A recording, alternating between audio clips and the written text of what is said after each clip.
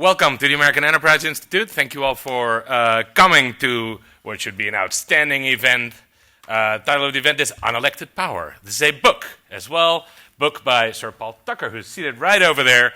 What we're going to do today is as follows. We're going to listen to about 20 minutes of introductory remarks about the book by its author. That will be followed by two sort of responses to the book, reviews, vicious attacks, whatever shape it'll take by Phil Wallach of the R Street Institute and Sarah Binder of Brookings and GW.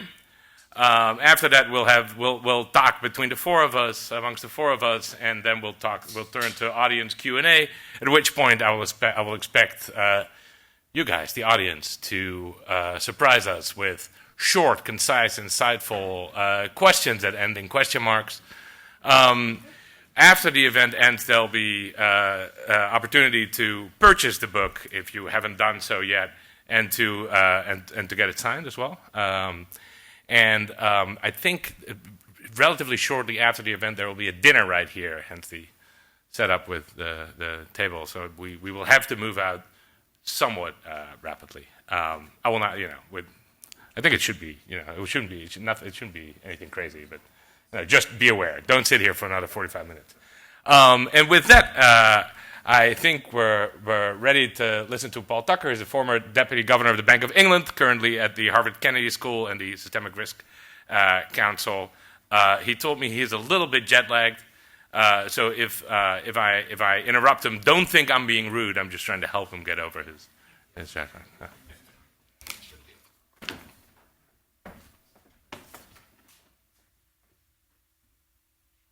Stan, thank you very much for putting this on, and Sarah and Philip, thank you very much for agreeing to be the discussants. I already like this event very much.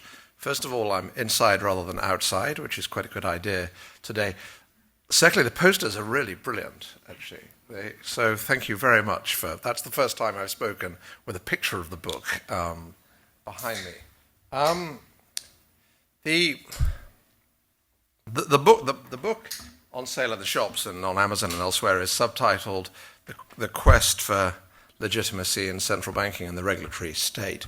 Had I had the courage of my convictions, I think the subtitle would have been How Technocracy Should Retreat to Preserve Our System of Government and Its Own Contribution to Welfare. The book's origins are twofold. First of all, I was one of the architects of the new Bank of England, which gained a lot more powers after the crisis of 2007, 8, 9. And we turned away some powers or resisted some powers, and we urged that we be carefully constrained for some of the powers that were conveyed. And I wanted to write down what lay behind that nervousness about gaining more and more power. But the broader and deeper concern was this. I was a public servant for over 30 years, for which, about a quarter of a century of which I was on international committees, ended up chairing international committees. And it seemed that during my adult life that more and more of our day-to-day government was in the hands of unelected regulators, activist judges, and unelected central bankers. And that seemed to me to be a kind of remarkable turn of events in democracy. I don't feel pious about it, but I believe very strongly that representative democracy is the most incredible advantage and blessing, really. And I think that we take risks with the most important things in our shared way of life. Obviously, the constitutional details are different on either side of the Atlantic, but I think giving more and more power to unelected people takes risks for reasons I will say. And in the book I set out why I'm worried and what I think the solution is, which is a set of principles for delegation. The underlying thought in the book is that representative democracy does something really rather wonderful, is that it separates how we feel about the government of the day from how we feel about the system of government. And anyone that has spent any time in almost any part of government, anywhere in the advanced economy world, knows that however good the institution you're working for is, it will eventually mess up. Maybe on a small scale, maybe on a kind of gigantic scale, which kind of brought us the financial crisis. And that for most of the past 250 years, the response to that has been, well, we can vote them out. And so you can feel disappointed with the government without losing the allegiance to the system of government. Well, you couldn't vote out me, and you can't vote out the judges, and you can't vote out the regulators, and yet they are bound, even if over the very long run they do a good job, they are bound occasionally to do a bad job. And the more that occurs, the more I think that we chip away at the people, the public's consent to our way of government. So the book is really a contribution to constitutionalism. One of the remarkable things in the Western world is if you go back to the founding here, Madison, but to the other side of the Atlantic a little bit earlier, Montesquieu, Locke, in a different way, Hume, they were actually really interested in the structure of government, the institutions of government. I mean, some of the people that I mentioned are absolutely towering abstract thinkers, and yet nevertheless they have concrete things to say about the structure of government. When Locke is talking about an independent judiciary, this isn't abstract, this is kind of real for him.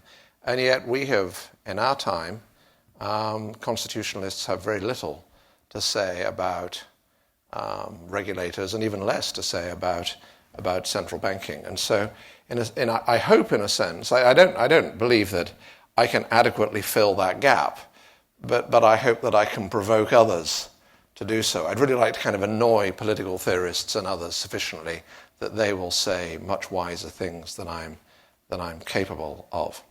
So behind that, of course, lies a problematic fact, which is in almost no constitution is there explicit provision for what is called the administrative state. That's not completely true. Germany's basic law actually does make explicit provision for the administrative state and puts it absolutely beyond doubt that it should be under the day-to-day control of elected ministers. So Germany has almost the opposite problem of the United States and perhaps the United Kingdom, in that I'm prepared to assert that if that's the de jure position in Germany, it for sure isn't the de facto position. I have known many German agencies, and I could not feel day-to-day ministerial control. Here, there's a different set of problems. I mean, of course, the Constitution doesn't make provision explicitly for the administrative state. The court has allowed administration, there to be delegation to executive agencies and other agencies, but only if there's an intelligible principle. I shall come back to that. And the court has allowed some agencies to be insulated from the president.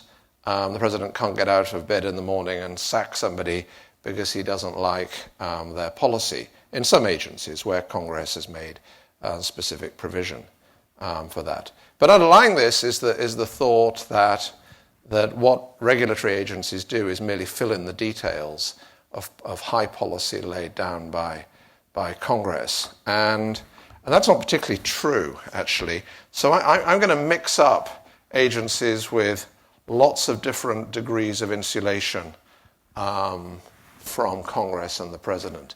But just look at these objectives. The FCC, the public convenience, interest, or necessity, and so as to provide a fair, efficient, and equitable distribution of radio services. Well, I was a policymaker. If I were on the FCC, I've just been delegated policy. And the EPA, which of course is under presidential control, set a policy for air pollutants requisite to protect the public health with an adequate margin of safety. The SEC to deliver a combination of investor protection, fair, orderly, and efficient markets, and capital formation, the Federal Reserve, safety and soundness of the banking system. These aren't precise objectives. These are, I spoke to one very distinguished constitutional scholar over here, and I said, but there has to be an intelligible principle. And he insisted that there was, and of course in the sense he meant there must be. Since the court has allowed these things to exist, you can kind of infer that there must be an intelligible principle. But these words have now slipped they slipped out of the English language. They certainly don't mean a principle that is intelligible or principled and intelligible. They just mean, quotes, intelligible principle. These are words that Lewis Carroll would have been familiar with. Now, what's going on, of course, is that Congress has incentives to shift blame, and because it's so difficult to legislate here, the court has incentives to allow them to do so. In fact, it's more incentive compatible for the courts to get involved in the substance of policy than it is to strike out a delegation that they think has delegated too much power.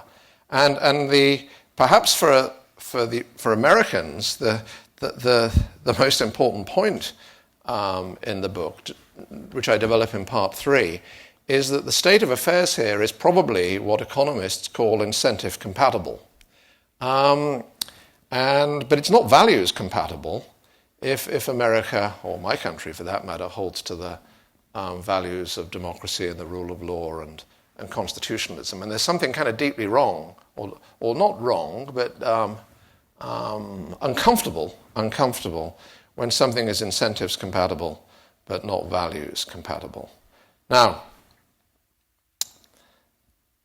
my approach to a solution is, which I'm sure I haven't found completely, is that we must be more attentive to the degrees of insulation from government. And typically debate here about the administrative state treats it as a bit of a monolith. And I think we need to distinguish between executive agencies that are under the control of the president and have to go to Congress each year for their money. What are often called independent agencies here, but they're not really. Agencies like the SEC, which are insulated from the president, but have to go and get their money each year from Congress. I think I've known almost every SEC chair for the last quarter of a century. And believe you me, having to go for just an annual budget negotiation will make you highly sensitive to congressional opinion. And I'm not at all saying that's a bad thing. And then what I call independent agencies, by which I mean agencies that are insulated from the day-to-day politics of both elected branches of government. And I think that the key attributes of that kind of independence, irrespective of whether it's a good idea or not, just whether it exists, depends upon control over the delegated policy instruments, job security, and a degree of budgetary autonomy, at least not having to go back to Congress every year for your money. And so this is a world in which the SEC, the CFTC, the Trade Commission, the Communications Commission are not independent agencies in my sense. The Consumer Finance Protection Bureau is, but in terms of the criteria I will set out, it doesn't meet them, essentially because it only has one decision taker and it doesn't have clear objectives. And the Fed and the Federal Deposit Insurance Corporation are independent agencies. So at the root of the book is that the warrant for insulating, delegating with insulation, can't simply be expertise, which has been the standard argument for delegation here since the 1930s and 40s, because you could set up an expert body and have them give public advice to a member of the cabinet or to the president, a political decision taker. Instead, I argue that what's special about an agency that is insulated from day-to-day politics is that they can make promises, commitments that will be credible. People will believe that they're going to stick to their promise. And this is obviously at the center of an independent central bank. Any politician will be liable to loosen monetary policy in the run-up to an election so as to make themselves more popular. Whereas a technocrat is going to be more sensitive, I argue, to their public reputation and their professional reputation for delivering the mandate they've been given. The trouble with that, I think that is a necessary condition, the trouble with that is that problems of credible commitment run through just about every aspect of government, so it might be necessary so it can't be sufficient. So what I do is I set out principles for delegation under 3 headings. Criteria for whether to delegate, design precepts for how to delegate, and some constraints on whether to combine missions in the same agency. And that's topical for central banking because the Fed is both a bank regulator and the monetary policy authority and the lender of last resort and some other things. So let me run through some of these criteria very quickly, and they're going to sound completely innocuous, and I'm going to try to suggest to you that they're less innocuous than they sound. So the first is, if you delegate power beyond the day-to-day control of either elected branch of politics, then there should be broadly settled public preferences around the purpose.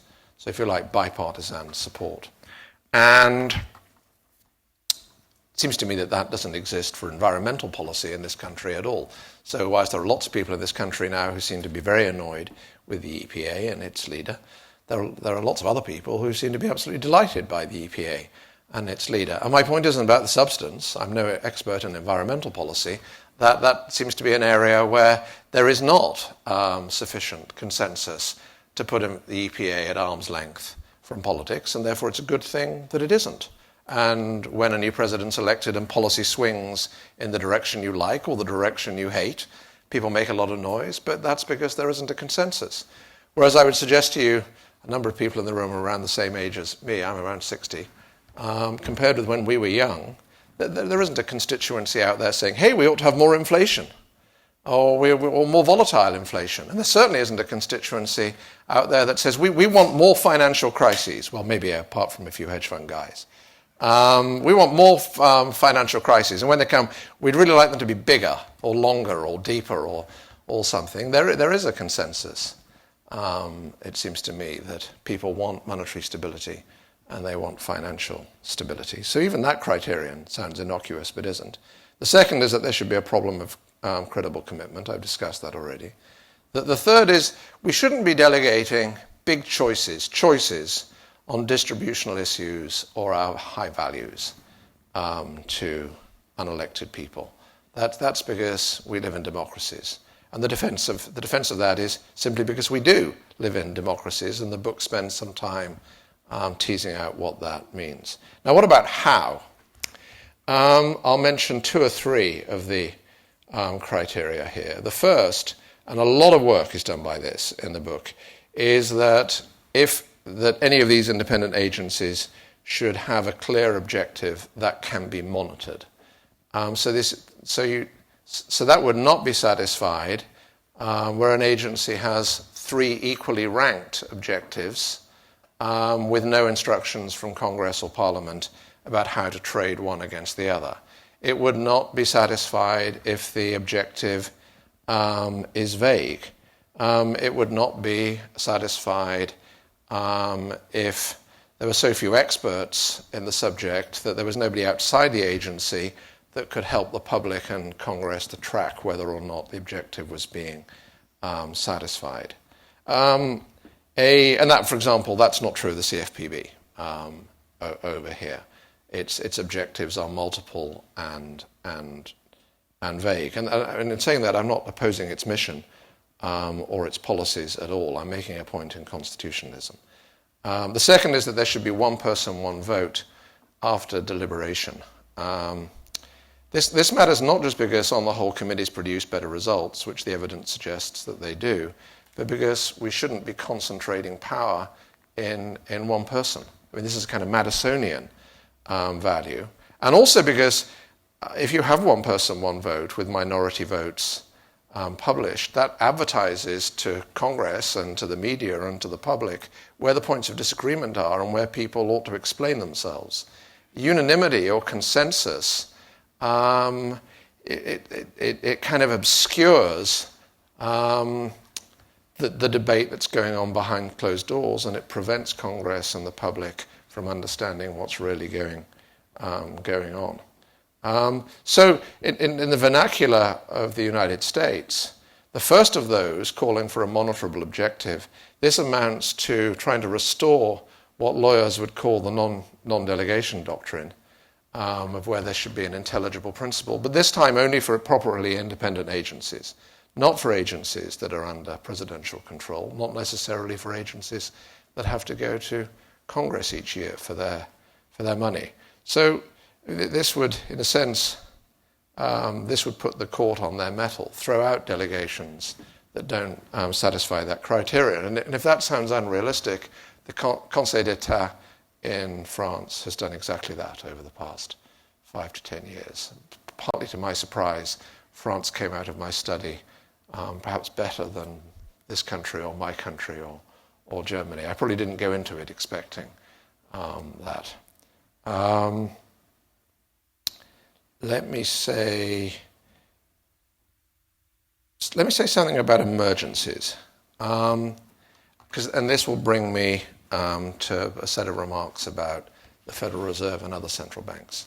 There is a view in this country and elsewhere that when an emergency occurs, you can't look to Congress, you can't obviously look to the court. The only people that can actually get the country out of a mess are the executive. And then there's a kind of, in the midst of that, there is also a view, and actually within the executive, actually on economic policy and financial policy at least, it won't be the Treasury or the President, it will be the Fed. The Fed don't have to go to Congress to get resources, they can just create the money, and therefore we should rely on the Fed to reinvent itself as the US cavalry when need demands. And that sentiment you meet in the UK and most of all in continental Europe. I mean, who is it that kept the European project going in 2012? Mario Draghi, the president of the ECB, with his whatever it takes speech in London, of all places.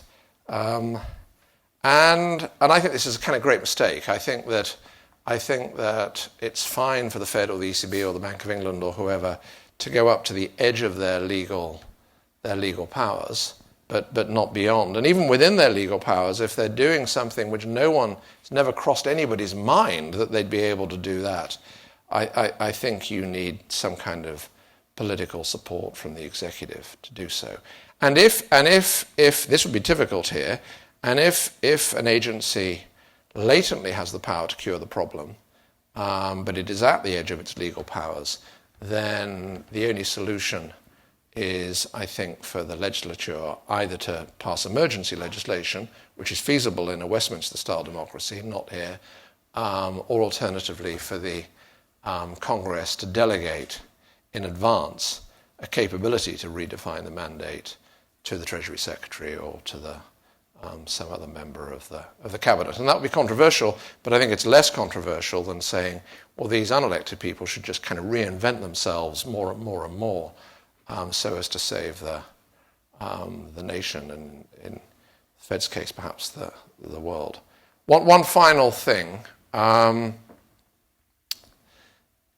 Given what I've said about the importance of avoiding concentrations of power, it would seem almost obvious that no central bank, monetary authority, should be responsible for the stability of the banking system, because why give it more powers when it's already incredibly powerful, because it's the monetary authority. And I don't think that is feasible. And that's because as the lender of last resort, I'm just trying to find the slides. As the lender of last resort, the central bank will always turn up at the scene of the disaster. And at the scene of the disaster, the central bank will need to know the state of the banks and others that are seeking to borrow from it. And that gives it an interest in the adequacy of the regulation in the banks beforehand and the adequacy of the supervision beforehand. And there are some countries, Germany and Japan, that say, yes, all that's true, but we needn't formalize the role of the central bank. They can just do that. We can have a formal regulator over there, but actually accepting that the central bank will be behind the scenes in some way. That seems to me against our rule of law values. Not necessarily our democratic values, but our rule of law values. That if people have power this should be properly specified and constrained and accountable for the use of that power. It's hard to be accountable for the use of a power that you latently have, but you haven't formally been given. And so I don't think that the German solution is one at all. And I think it means that we have to accept central banks are going to be multiple mission agencies. And my solution to that is, well, make them have more than one policy-making committee.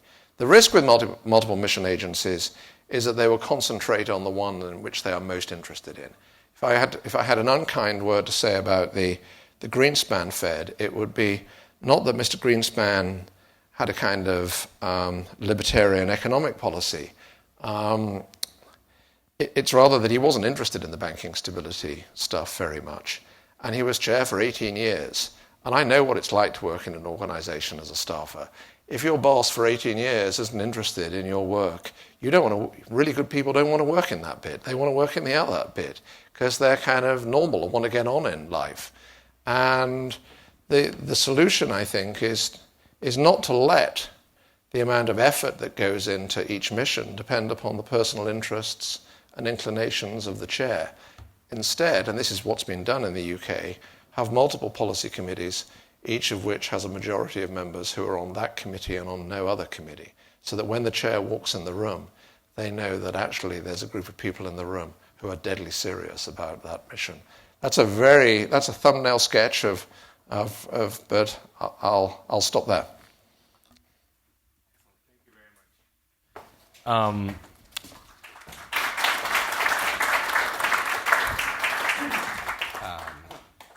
Go first. Let's do it. You can do it from here if you want.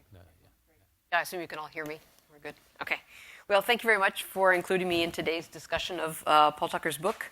For those interested in monetary politics, including the relationship between legislatures and central banks, the book is just a treasure trove of insights about what Paul calls the democratic dilemma at the heart of that relationship.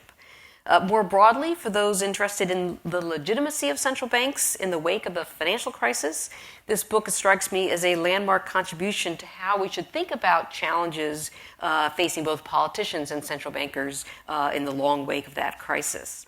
So it was a pleasure, I think, to have the opportunity to read and now reflect on Paul's contributions, who, of course, has had a unique perspective, very long tenure, and a front row seat in the UK at the Bank of England. So first, let me just say a few things about the strengths of the book and then a couple of observations. First, the book is remarkable both for the breadth and the depth of the analysis. First of all, the comparative sweep across central banks and political systems is impressive. The reach across disciplines, economics, political science, sociology, is inspiring. The depth, then, of the analysis, which really, I think, takes apart the concept of independent agencies and independent central banks, takes it apart all the way down to the joists, really, and then asks, how should a democratic society scaffold these institutions back up? Which strikes me as a very impressive analytical, but also, as came through in Paul's comments, an interesting normative reconstruction of independent agencies. So I'm going to offer three broad observations about the book, all of which stem in some way from what Paul calls in the book the grand dilemma of central banking, which I'll just boil it down since it didn't come up in the comments here. In my version of your version of the democratic dilemma is that the more power politicians give to central banks, the less incentives politicians have to do their share, right? Because they know central bankers will step into, in fact, sometimes over the breach, into fiscal policy. And that's the democratic dilemma. Unelected technocrats making policy better chosen by elected politicians. So three observations that relate in some way to that grand dilemma. The first observation, drawing the sorts of lines that Paul appropriately argues in the book need to be drawn, I think is very hard. There are a couple of junctures at which we're encouraged in the book to draw lines because they're integral to figuring out these design precepts or principles. First, the line between monetary goals and instruments, which I think can be more difficult to draw than we often assume. Second, the line between monetary and fiscal policy. As Paul writes, there's no obvious line there. They're just decisions that politicians have to make about, and central bankers have to make about where to draw the line. But all of those decisions, especially the ones dividing monetary and fiscal policy, they are all infused with politics. The mantra I teach to students in my undergrad Congress class is policy and politics are always intertwined. Right? Lawmakers never separate the politics of their votes from the policy effects. That certainly applies to lawmakers when they vote on policy, but I think it also applies to legislators when they create or reform political institutions, including central banks, such as in the wake of financial crisis when they worked on Dodd-Frank. The policy reasons for delegating or giving more power or taking back power are clear enough. Right? We probably don't want 535 lawmakers setting interest rates. We don't think so. And especially Congress, which can't nearly move fast enough in a crisis to be the lender of last resort. So the policy reasons here for drawing lines and delegation are clear, but I think the political reasons for delegating go right to the core of the grand dilemma that Paul points us to. Mark Spindell and I argue in our own work on monetary politics that lawmakers need someone to blame for downturns in the economy. Central bankers know that, and they understand that absorbing blame from politicians is just existential to the role of the central bank. Fed Chair William McChesney Martin said it aloud in testimony to Congress, no less. We bear the slings and arrows of the public. We have to. This is part of our responsibility. Why is that important? I don't think the democratic dilemma is solvable. I don't think it's the unintended consequence of politicians need to delegate authority for monetary policy. In fact, I think it's the whole point of the central bank, right? Which then has implications for the concept of independence. These are two institutions, central banks and legislatures, that really rely on each other. They are interdependent, which runs counter to the notion of independence. So we might say this democratic dilemma from lawmakers' perspective, I think they might think of it as a feature, right, not a bug of this democratic governance. Even though politicians surely know that these choices to delegate have policy consequences that they care about. Especially so for the Fed, because Congress has mandated that they care both about jobs and inflation. Okay. Second observation. I'm going to put on my Brookings hat for just a minute. I think translating the theoretical principles into the political norms and practice is really hard. On the one hand, this is precisely the right time to publish this book when the economy, at least here in the US, is roaring ahead. And it's not surprising, but it is problematic that most discussions of reforming central banks occur in the immediate wake of crisis. Right? Why is that a problem? Well, first, we don't often know at that point what the cause of the crisis was or causes were. Second, when you legislate that quickly, you're probably trying to solve the last crisis rather than trying to think forward to what the next one might look like. My co-author likes to remind me it took Congress a century to solve the panic of 1907, but I think we finally got that one under control. So this book, A Decade After Crisis, I think is coming at precisely the right time. Joe Stiglitz once wrote about this in the 1990s. The time to write about reforming central banks is when they're not in crisis, right? That's the time when we have the liberty and the luxury to think about these questions of democratic governance. And that strikes me as precisely what Unelected Power offers us. There's still the challenges here, though, for moving from theory to practice, mostly because we never have that blank slate to start with when we reform political institutions. Woodrow Wilson, 1913, when he pushed Congress to create the Fed in the first place, he didn't even have a blank slate. Right? Congress was legislating in the context of two failed central banks, a devastating panic, a complex system of national banks, and state banking interests. Why is that important? I think to some extent the design principles, if we sort of push them, almost assume a blank slate.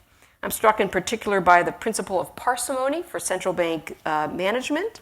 And I understand theoretically the reasons why Paul pushes us for thinking about simplifying and paring back instruments, particularly in times of crisis. But at the same time, of course, the Fed is still grappling with post-crisis monetary policy, and particularly its huge ballooned balance sheet, which is still at $3 trillion, which affects how the Fed conducts monetary policy. So much so that some members of Congress occasionally will push push the Fed and say, and complain about them as saying that our central bankers are becoming our central planners. It's just very difficult, I think, for the Fed to lessen its footprints on the economy, which of course then raises some barriers to thinking about how to instill these political norms that Paul is calling for. Third, wrapping up just very briefly, the Fed is a very weird institution. And I think that complicates how we think about applying these political norms to the Fed. A politically accountable board, at least structurally, in Washington, meshed with privately appointed district Reserve Bank presidents around the country who are neither publicly selected nor publicly accountable. The board, of course, is nested within the FOMC. The board has powers that the FOMC doesn't. They mix monetary policy, supervision, macro prudential regulation. We mix all those powers in this hybrid, bifurcated, weird institution, and I think it really raises challenges for these principles of transparency and accountability that lie at the heart of the book's principles of delegation. So, overall, this, I've carried it around for quite a while now, this is a masterful book. It cuts, I think, to the core of these essential questions about democratic governance in a very complex, globalized economy and society. And I'll stop right there. Thank you very much. Sure. I'll give you a chance to respond once Phil has gone. Sure. Okay. Well, thanks so much to Stan and to AEI for having me. I'm an alumnus of this institution, although I'm from the time when it was in the location that's now a big crater down the street, but I won't take that as a reflection of the relative merits of the two eras. I want to thank Paul for writing such a great book. For a Washington scribbler such as myself, that means going to the index, looking to see if you're cited. I was cited twice. You are cited. Cited twice. So Sarah. So it's a really great book. This is how they were selected to be on the panel. In all seriousness, I'll just echo Sarah's remarks about what a great and important book this is. Both because of the power and the sensitivity of the arguments that it contains, and because of what it is. And so I think Paul gave you a little sense of that at the beginning of his remarks, but I'll just underscore it. You know, this is a book that, as Paul readily admits, is written from within the technocracy. Paul was at the highest level in the Bank of England and in all sorts of various international policy-making bodies, and people like that just don't write books like this.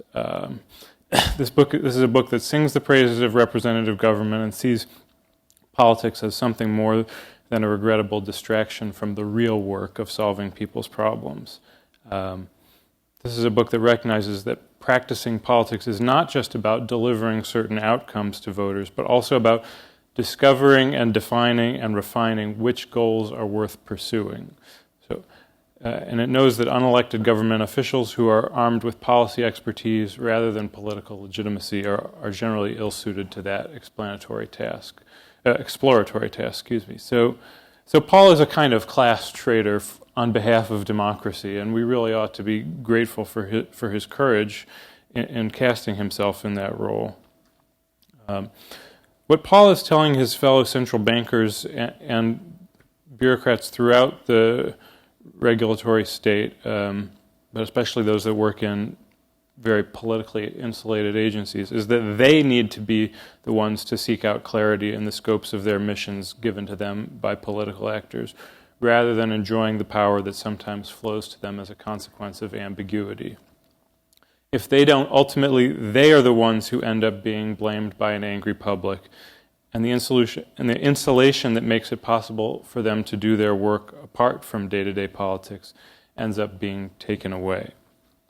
So the big question that we should be asking about central banks is not whether they should be independent. They should be, as Paul beautifully explains, going through a lot of political science and economics literature, in order to allow us to make certain kinds of commitments that would otherwise be difficult to keep, it really makes sense to have a central bank insulated from day-to-day politics that's able to make a lot of monetary policy decisions. But it's not like institutional designers are confronted with some switch, and as Sarah said, it's not like they're starting from a blank slate in any way.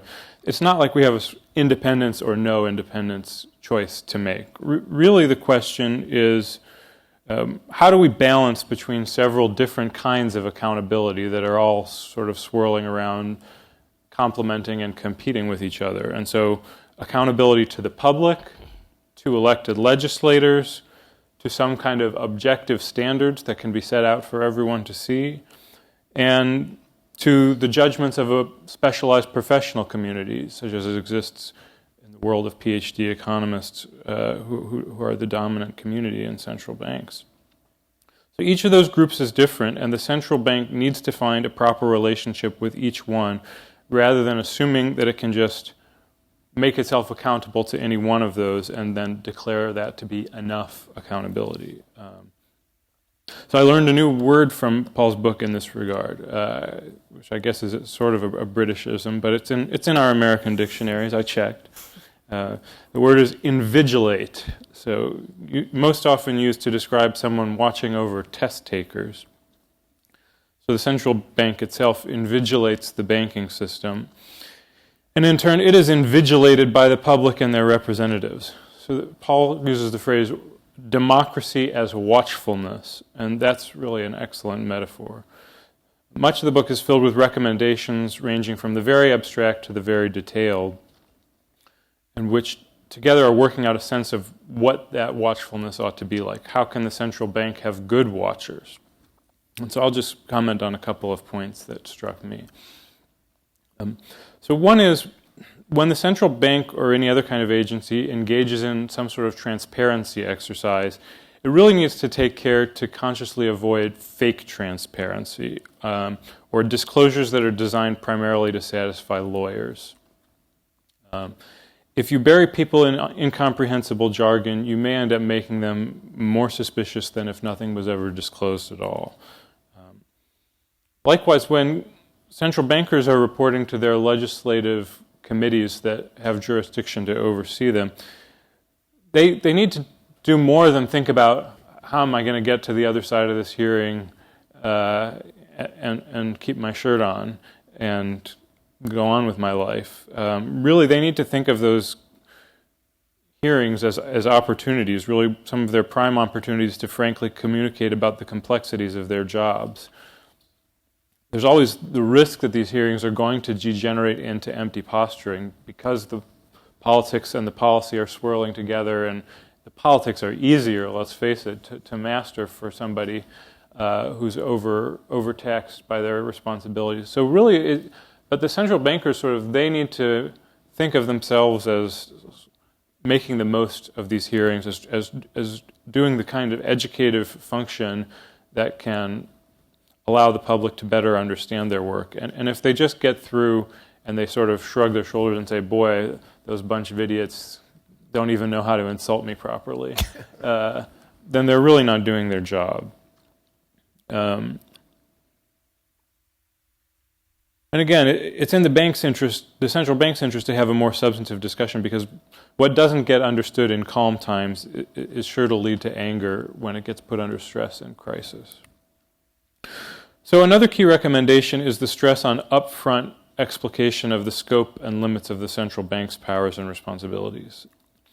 So by making things clear, you shouldn't think of it as necessarily locking things into place forever, but you're ensuring that any changes that have to get made are going to get noticed and draw political attention, as they probably should. So questions like, what kinds of assets will the central bank keep on its balance sheet? When will it turn to non-traditional policy tools? If the bank finds itself needing to innovate in a crisis, what kinds of procedures will it go through to inform and consult with political actors? None of those questions is really very hard to anticipate just because we're not in a crisis right now. They really ought to be given clear answers. Those answers shouldn't necessarily be mechanical.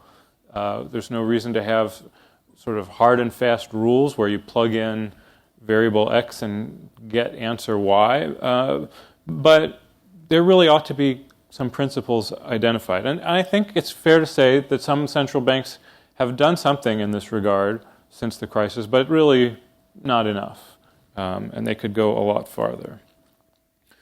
So along those lines, Paul makes a very insightful argument about the role of an independent central bank within a separation of powers system. So basically, if the control of the money supply is delegated to an executive branch officials under the direct control of the president, then the president will effectively wield a unilateral power of indirect taxation via inflation. So we have it's a central principle of American constitutionalism, no taxation without representation. And Paul makes a very compelling case that if the president is the one who is, at the end of the day, controlling inflation policy, then you are essentially violating that deep-seated constitutional principle. So the book recommends a well-articulated fiscal carve-out, is what it calls it. So we say that we need to have some effort to ensure that central banks don't sort of erect themselves as a fiscal power beyond politics. It's impossible to draw a very clear line between monetary matters and fiscal matters, but it's still very much worth the effort to create a set of rules about how the central bank will keep itself from becoming a de facto picker of winners and losers between regions or sectors or specific firms. Okay, so to salvage my political science credentials,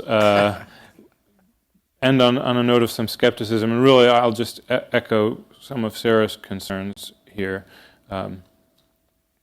So I'm very much, as a normative matter, on board with this effort to push for ex-ante clarity. It's something I recommended in my book about the crisis that I published a few years ago. It's not something I ever found anyone was interested in.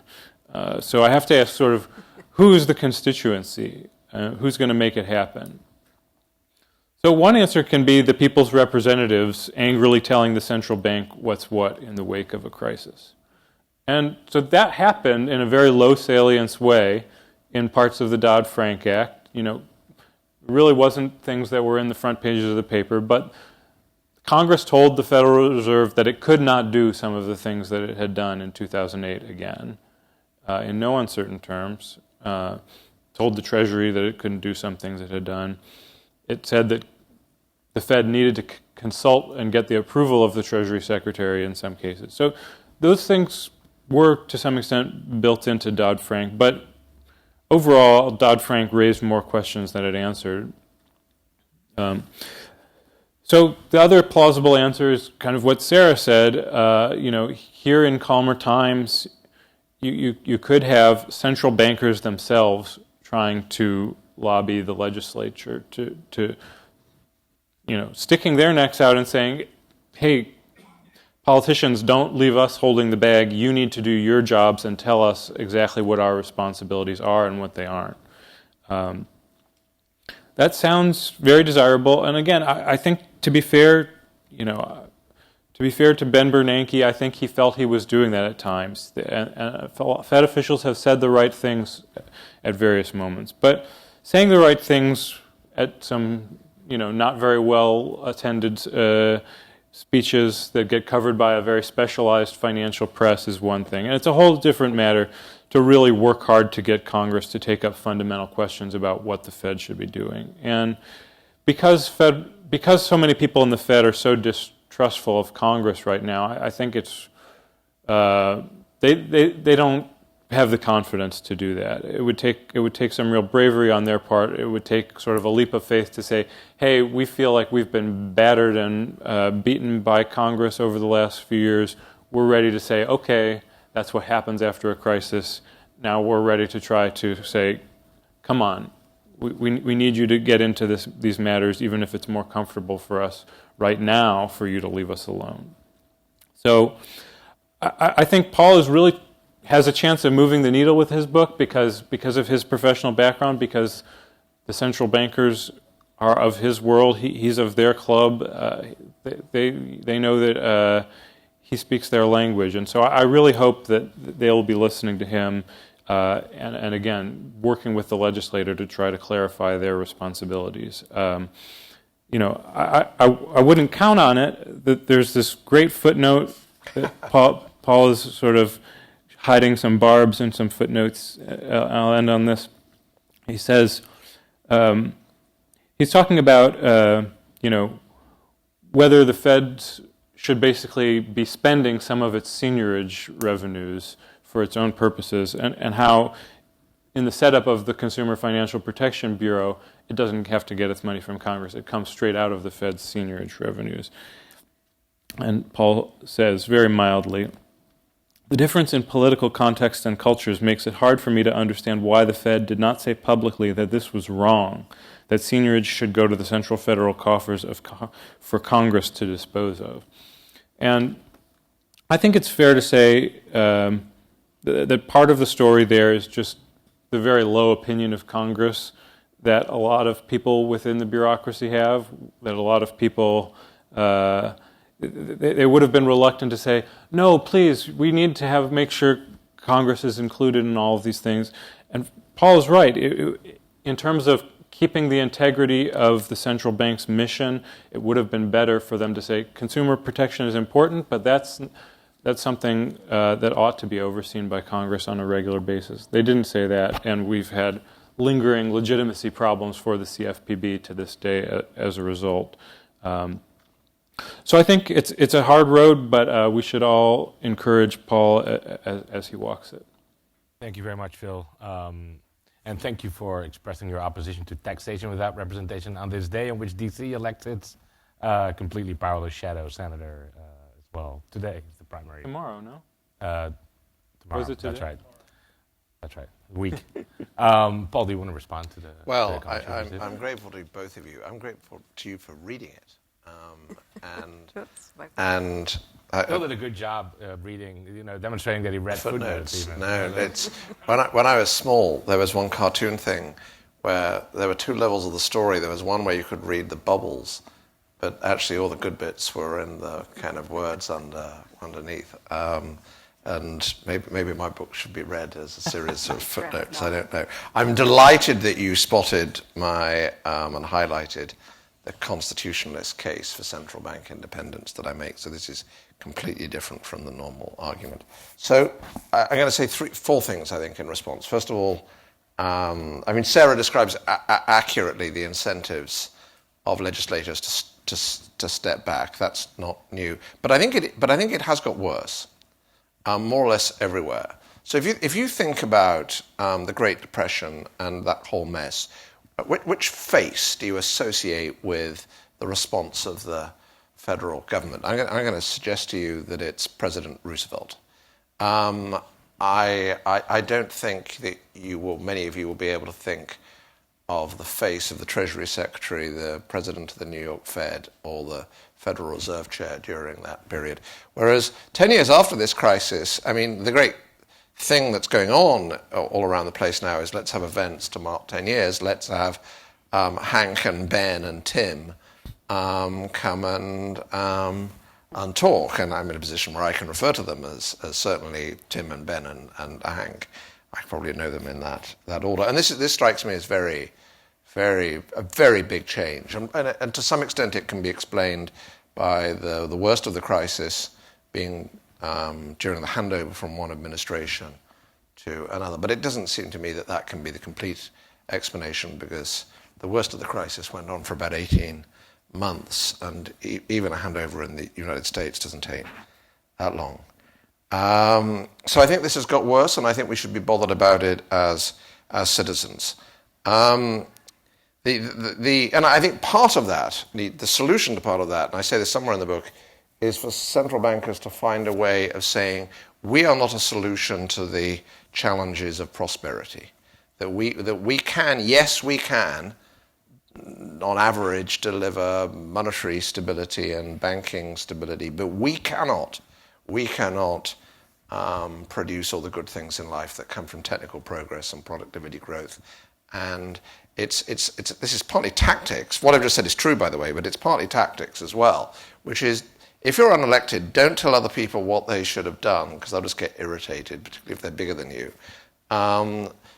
Be prepared to say what you can't do, and say it in public. That's the first thing. That's not easy. I've made that sound a lot easier than it would be to do, and remember that I haven't had to do it. The second thing I would say about the debate, these debates are kind of won in slow motion. So if I identified a cultural change from the institution I was in and the Federal Reserve, it's that our lead times in public debate were much longer.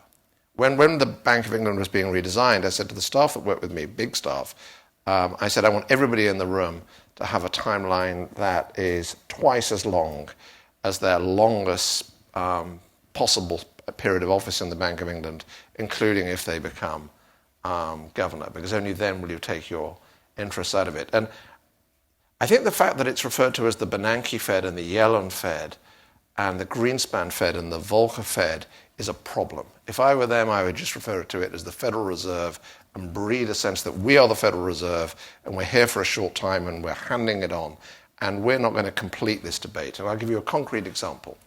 So the Federal Reserve and other southern banks almost never talk about lender of last resort until it happens. And then when it happens, everyone gets fantastically excited. Over here, the debate was, you've done far too much. In London, it was, you haven't done nearly enough. Exactly the opposite criticism.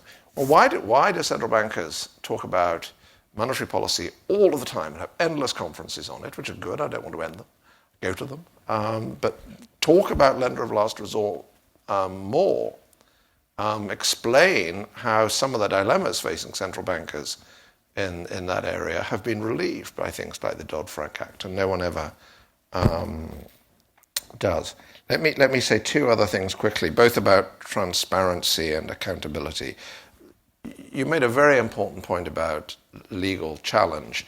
Part of the culture in this country and somewhat in Germany as well, but a bit less so in my country, is that all of this has gone horribly wrong with the administrative state, but what we need to do is trust the judges to oversee the unelected regulators, and that's okay somehow because the court is at the same level of the Constitution as Congress and the president, and that this should occur partly through administrative law, which of course isn't quite part of the Constitution. And I just think that this is incomplete and actually sometimes counterproductive. So public consultation on draft rules and regulations is absolutely vital. If you know you're going to be litigated, and here rulemakers know they're going to be litigated, these documents become incomprehensible. I mean, I've read many notice and comment consultation documents, and these are not documents that you would want a member of the American public to pick up out of interest to find out what you're doing. And this is a thing that is spreading around the world. When the Bank of England got back its regulatory powers, Mervyn King, the then governor, and I wanted to publish a document that explained how we would do things very differently from the way that the previous regulator had. And we saw, really brilliant stuff. And we said, we want this document to be quite short, because we want it to be read by not the general counsels, but by the chief executives and by members of the public who are interested. And the staff said, yeah, kind of like 50, 60, 70, 80 pages. And we said, no, like 15. And there were all lots of risk, very risky, unless you get all the qualifications in. And there was a compromise. But this is meeting the disciplines of the law, sometimes are completely consistent with broader public accountability, and sometimes they are not. And it shouldn't be verboten to talk about this, and it is a bit. The final thing I would say is it's a privilege to testify to the elected assembly of one's country. It is a privilege, and that what one thinks about how well they do as individuals or collectively is irrelevant. That, the power that I had, a lot of power, and it was bestowed upon me by people that had been elected. And that's a hell of a thing. And one should share one's problems with them. It's an opportunity. It's sometimes very uncomfortable, but it's an opportunity to talk to the people in the language of the people via their representatives. I'll end with a story. On the whole, I don't do stories. In my confirmation hearing, I got manoeuvred into something. I didn't see it coming. It was ridiculous. One of the members of Parliament asked me a techie question about monetary economics. I stupidly, I mean, I'd been an official for ages before, but I was kind of overexcited at becoming a policymaker or something. And I gave an answer in the technical language of monetary economics. And this MP said, "Thank you very much, Mr. Tucker. Now could you answer the question in the language that the British people could understand?" And that's brilliant. Excellent. I'm going to use my prerogative here to ask a couple of questions before we turn to the room. The first one I want to ask is, one of your central sort of design criteria in this, or one of your principles for delegation, requires that there be sort of broad social consensus about the objective of independent agencies. Now, specifically for central banks, there is rough agreement on we don't want hyperinflation. The second criteria you use is that independent agencies should or not... deflation. Or deflation, yeah, that's right. Yes, symmetric. Yeah, that's right. The central one is that the independent agency shouldn't make decisions about redistribution. Yeah. I wanted to ask you to talk a little bit about how you see those two principles being complied with by central banks, because I think a lot of people would argue that if you do monetary policy through asset prices, that has important distributional implications, and on the other hand, that there really there is agreement that we don't want hyperinflation or hyperdeflation, but there certainly is disagreement on how full employment and price stability should be weighted as the central bank sets its policy. So how would you argue that those two principles are fulfilled? So the first part of that, I think one has to distinguish between distributional effects and choices. So I think there is no denying that monetary policy settings, not just asset purchases, but actually regular interest rate policy, has distributional effects in the short run. If I cut interest rates, then on the whole, borrowers are going to be a bit better off and savers are going to be a bit worse off. Other things being equal, and but the key thing is whether you turn up and kind of say, well, I'd really like this half of the room to be better off and that half of the room to be worse off. And this comes back, I think, to what Sarah said at the beginning. So if you take quantitative easing, governments choose not to use fiscal stimulus, which could have been balanced budget fiscal stimulus, and instead the central bank is left without a legal choice, but to try and achieve their mandate. They're at the zero lower bound. The most vanilla thing to do is to buy long-term government bonds. That seems to be, there's not making a choice about who to help and who not to help. I think that I think we could all have been more open earlier that there are distributional effects. Even now, central bankers, not particularly in this country, and not particularly in mine, are giving learned speeches about how, if you think about it carefully enough, there aren't any distributional effects. And this is kind of robust, erudite stuff, but it somehow misses the point, which is there is a group that is left feeling worse off, which is people in the middle who live off an income of some savings. And the significance of these people is they have a very high propensity to vote in all democracies, so that they matter. And just get out there in front. And in 2012, we got pressed by the committee in the House of Commons that we were overseen by to write a paper about all of this. And I thought they did a good job in pressing us to do so. And I think central banks everywhere could have been noisier about it. The second thing, the trade-off, first of all, there are some countries where elected politicians, the remit is rich enough that they do give some guidance on the trade-off. I think that's harder to do, well, it's easier to do in parliamentary-style democracies than it is to do in a kind of congressional, presidential system. But I do think that the Fed over many years, and in a way it has now, but it could spell out how it thinks about this and take it to Congress. Again, expect the benefits to be in slow motion. If though I mean, economists were to conclude that, in fact, there is a long-run trade-off, and you can have more jobs and activity and dynamism through more inflation, well, then they're either going to need to take the job away from independent central banks or provide a lot more guidance about how to do the trade-off. I don't think economists will conclude that there's that trade-off. Not as yet. I hope not, anyway. The second thing I wanted to ask you about, and this goes back to what Sarah said about now being a good time to talk about these kind of reform measures because the waters are calm and there's no immediate crisis to be dealt with.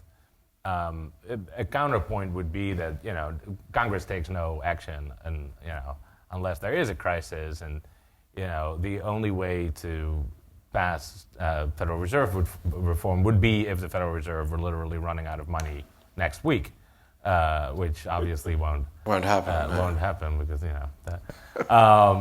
you talk a little bit about how England, how this happened in the UK when you were at the Bank of England and it moved toward its new regime of stronger independence? So, I mean, you're right to test me on this a bit, actually, because what I said earlier is you win these battles or lose them or whatever in slow motion. But of course, the moment of crystallization just suddenly comes, and so you'd better be ready. Whatever type of government policy you're doing, and this would be particularly so in the United States, you know that a moment where you can get all 3 points of the triangle aligned may not come for a long time. But that doesn't mean that you should start thinking about it on Monday when you can see the triangle opening up for you on Wednesday. And that's no different in a parliamentary system, actually. That the construct that the Bank of England has at the moment that was enacted in 2012, I was thinking about that with my then private secretary, who went on to be chief of staff to a top politician many years later. We were thinking about that in the early 2000s. And no one, I mean, this was just privately thinking about it, Why I didn't believe that the system we had then would work. I didn't believe it would be as bad as it turned out to be, but and I thought about, well, how should it be if ever the opportunity comes? And I think that's what I said earlier about, it wasn't a stunt when I said to the staff, think beyond your time. You just have to. And you're not... I think one of the reasons maybe we thought about this is that one of the effects of a parliamentary system is that you really can lose independence. So we did in the 1930s, and we didn't get it back until 1997. And there was a debate that lasted from the late 1980s to the mid-1990s about, is Bank of England independence okay, and should it happen, and how would they be accountable? And lots of papers were written by lots of people. I don't mean in the central bank, out in the world. And we never campaigned for independence, but we tried to do things that would show that we were fit for it, including, as I described briefly in one part of the book, dropping lots of activities that we didn't think would be consistent with an independent central bank. Phil and Sarah, do you have any comments before we? Okay, well, let's turn to the audience. Please, when I point at you, please wait for the mic, then briefly say you are and state your question. We're first going to go to the table here in the back. Thank you. My name is Bert Ely. I'm a banking consultant here in town. I want to pick up on something Mr. Wallach mentioned, and that is that Congress in the Dodd-Frank Act curtailed significantly the Fed's ability to do emergency lending under Section 13.3, and essentially the Secretary of the Treasury has to sign off on any such emergency lending in the future. My question for you, Mr. Tucker, is this. Didn't that really strengthen democracy by putting the final decision with an appointee of an elected official, i.e. The president? Yes. And isn't that good? Yes. So in the UK, if the Bank of England wishes to go beyond its published framework, but still within the law, in an emergency operation, it has to get the permission of the finance minister, the Treasury secretary. If it's both within the law and within its published framework, then it doesn't have to. So there are two keys. There's what's within the law, and there's here's what we're going to do. Oh my goodness, something that we never thought of has come up, and we could fix it. Better involve the politicians. I think that part of it's good. The same amendment in Dodd-Frank did something else that I don't think is so smart, was that it said that the Federal Reserve can't lend to single non-bank institutions but can only come up with facilities for multiple institutions. And this is probably silly because it imagines that no single non-bank institution could bring the system to its knees, and I believe that to be untrue. I think it also underestimates the creativity of the Fed's lawyers. Well, I think if the next crisis in 25 years' time, Philip has it, I think if it's next week, that provision will be more binding. That, by the way, the sentiment that we're expressing is a deeply uncomfortable one. It shouldn't depend on the passage of time. Let's go over here. Sorry, and then we'll come to Thank you. My name is Charles Carell. I have a question for you, Mr. Tucker. Does regaining or reviving a level of legitimacy for constitutional democracy require deconstructing the administrative state, at least partially? It's so deconstructing is slightly vague term. I'm sure you don't mean as in the Yale Literature Department of the 1980s. It requires thinking about it very carefully, yeah. So I think kind of one of the problems with the debate about the administrative state here is that it doesn't distinguish between degrees of insulation from the president and from the Congress. It's kind of not a monolith, and I think people should think much more carefully about, well, what are the conditions for delegating to each of the three different kinds of agency that I described. One of the problems and that's true in the UK as well. I mean, there's been a kind of fashion for independent agencies in the UK. One of the things that struck me as I read the book is how few agencies actually qualify as fully independent under your reading. Maybe 3 per country. Yeah, I think the debate about the administrative state here is also polluted by referring to the SEC, the CFTC, as independent because the president can't, because they have for cause protection. These are not independent agencies in the sense of being insulated from politics, and nor actually in most cases do I think they should be. I think I think the SEC has a twin personality. Its objectives for trading off investor protection against capital formation, that's classically something where you want some political guidance. That's good.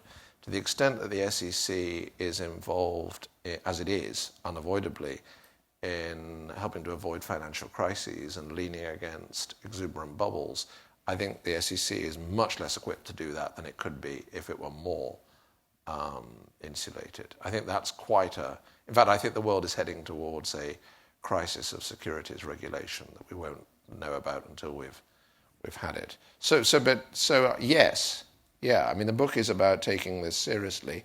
I strip off one bit these really independent agencies and say what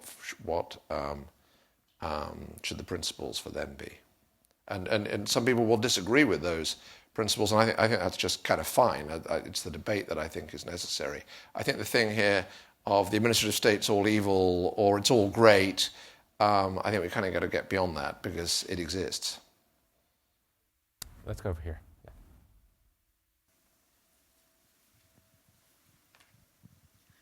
Una MacDonald, speaking as a former British politician, I recall the days in which the Bank of England was not independent. I presume, but that, of course, would really fulfil the criterion of democratic accountability, because then the Chancellor of the Exchequer, finance minister, was responsible entirely for monetary policy. And of course, I had plenty of time to observe that. So point one, I take it you don't want to go back to those days.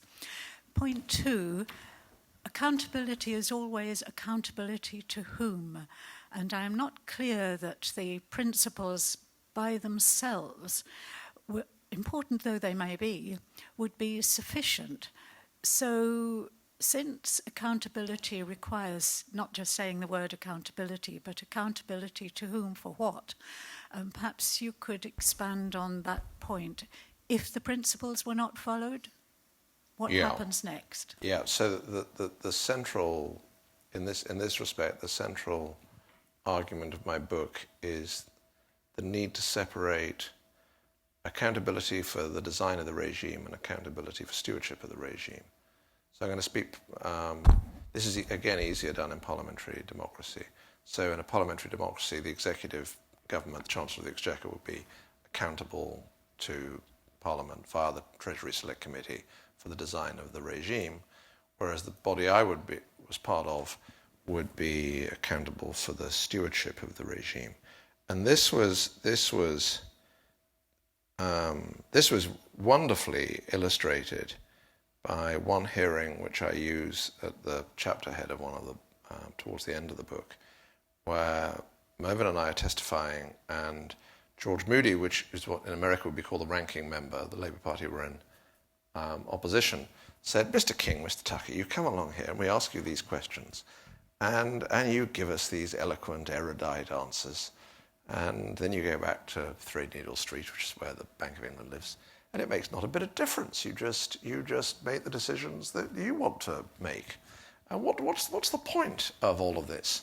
And we said, well, you, Parliament, have given us this independence, and therefore it's our duty to go back and decide these things in the way that we each personally think is best. And what these hearings are essentially for is for you to decide whether to sustain the independence at all. Now that is more realistic in a parliamentary democracy than in a presidential, congressional style democracy. But the underlying value is there. I don't think that we felt it proper for us to defend Bank of England independence. And when I said we didn't campaign for it, I really believe that we didn't. We thought it was something that was bestowed upon us by Parliament, and it could be taken away by Parliament.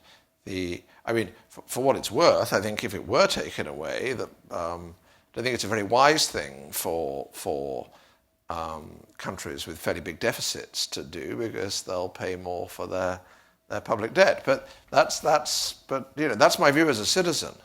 I wouldn't have put it like that to our Parliament when I was testifying. I don't think you can be in the business of threatening elected people when you're unelected.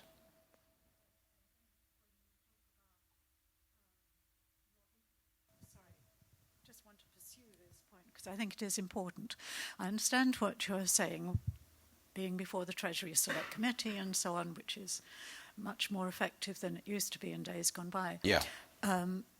But I think the point is that the possibility of Parliament withdrawing your independence, yes, that could happen. You've already indicated that would be a slow process. I think that is an insufficient form of accountability, given what you have set out. Oh.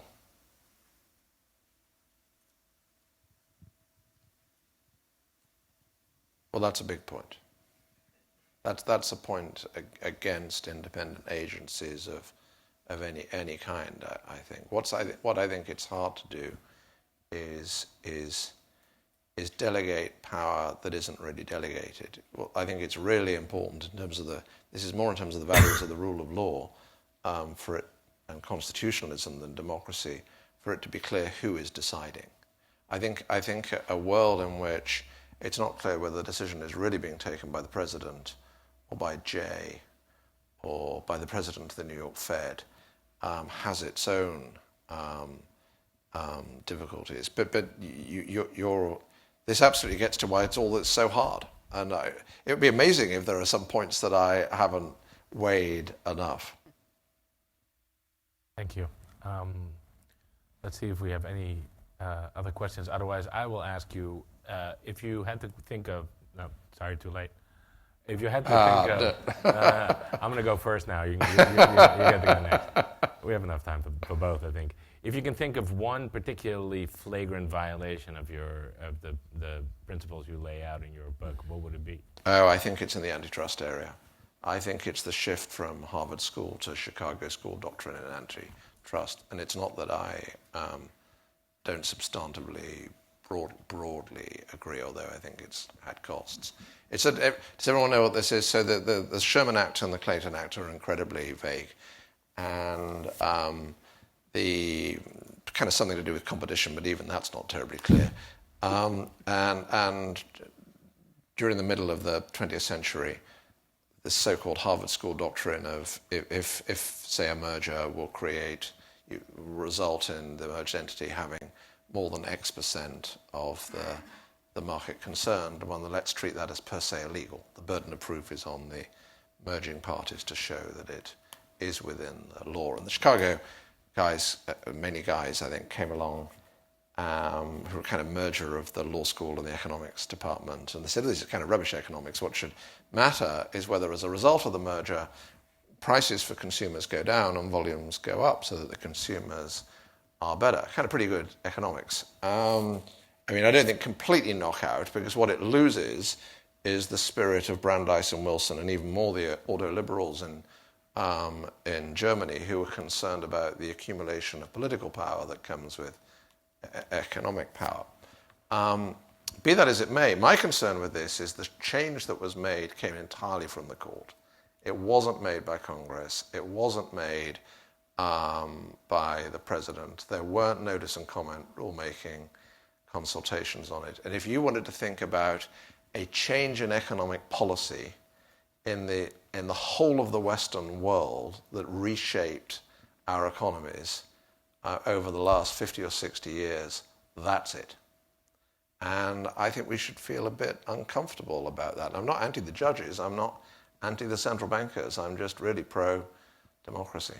Yeah, and the principle at stake is also not, it's not like it's indisputable truth that one regime is better than... The European Union has never adopted the Chicago School view in the... Not quite. Yeah, not quite.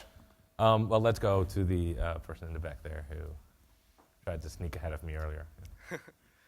You've spoken a lot about the normative or intrinsic benefits of accountability, but in terms of positive economics, do you think that there's a sort of cost or trade-off in terms of the performance of the central bank once you introduce this greater accountability? This is a great question. No. So what's going on underneath? So before I part one of the book is just kind of economics, doesn't have any value stuff in it at all. And it's, so why should unelected people be better at delivering low inflation than politicians or other things? And it's kind of what they care about. So the politician cares about being re-elected. The technocrat is going to, what you need to do is harness them to their public and professional reputation for delivering the objective. And transparency and accountability is important for this, because otherwise, if there is no transparency, they'll just say, well, I'm a kind of really smart person. It'd be better if I pursued this objective. Better not tell anybody, but everyone's going to be grateful in the long run. And what we do not want to live in a world, I assert as a citizen, where somebody can reinvent society's objectives by their own lights, however wise they are. I am against Plato's guardians. So Philip talked about, I talk about democracy as watchfulness. I mean, I say somewhere else that, there's Juvenal's problem of the infinite regress. Who guards the guardians? The great thing about democracy is that we have kind of 360-degree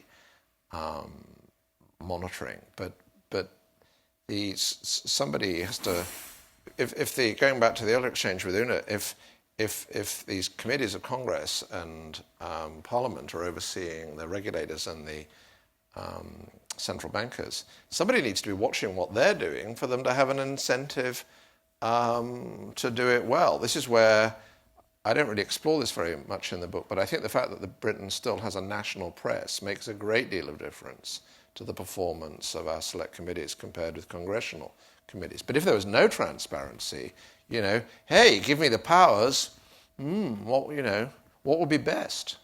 And it might be my view of what's best for the country or best for the world, but it might be my view of what would be fun for me, or that I'd find most interesting or something. And that doesn't work. If the harness is their public and professional reputation, we need to see what they are doing. Behind that, by the way, and in a lot of the book, is kind of Republican ideas of public esteem. I mean, the book is basically saying that a certain kind of liberalism doesn't suffice, and we need to call on our Republican values as well as our liberal values. The book doesn't get rid of the liberal values, but it's in what you describe, it's Republican values that are doing the work, not liberal values. Excellent. As you can tell, I was not joking about dinner being served shortly after. I think they just dropped half of the silverware. Let's go for one last question, right there in the back of the room, next to the previews. Hi. This is just a clarification. You're saying that the trade-off between allocating power to elected officials versus unelected technocrats without accountability is between capacity to achieve goals and capacity to change goals at will, that technocrats might be better at achieving the goals because of expertise. Yeah. So that's a good way of putting it. And so then the question is, so what do you want to commit to? So you then have to think about which areas do you want to make, do you want to embed the goal? All law is a commitment device. Most institutions are commitment devices. Imagine we didn't have law. Politicians would just go around doing stuff. That's what kings did a very long time ago. So a delegating statute is a commitment device because somebody has to go into Congress and get it repealed or amended. Setting an objective in legislation is a commitment device. You might not want to commit. Some areas aren't appropriate for that kind of commitment device. We know one where where it's so important that we put it at the constitutional level, even in my country with its unwritten constitution, which is a commitment to fairness in the adjudication of disputes, fairness over time and fairness over individual cases. That's kind of the principal case for courts. So deep down, nearly all of these institutional things are about commitment, but there are some things that we don't want to commit to. I mean, democracy is in some sense is a form of doing public policy through trial and error. And we kind of try things, oh, no, that didn't work. And we didn't even, in a kind of Dewey type sense, we're not even sure that we're very clear about what we were trying to achieve. Let's do it another way and see whether that works. And so when public policy is in a discovery mode, you absolutely wouldn't want it in the hands of someone like me. Because people like me don't do discovery, we deliver committed objectives. That's exactly right. So it's not your typical trade-off between efficiency and equity, right? Because if you very efficiently attain a goal that's no longer your goal, you're not accomplishing. This goes back to the question about deconstructing the administrative state. You have to ask for each one, so what's really going on here? And you have to kind of look behind what the subject is, to kind of what the objective of different degrees of insulation from politics are. Indeed. Well, on that note, thank you all very much for coming. As Phil pointed out, do not go vote today. Do that tomorrow. And I hope to see you back here at AEI soon. Please give our esteemed panelists a round of applause. Thank you very much.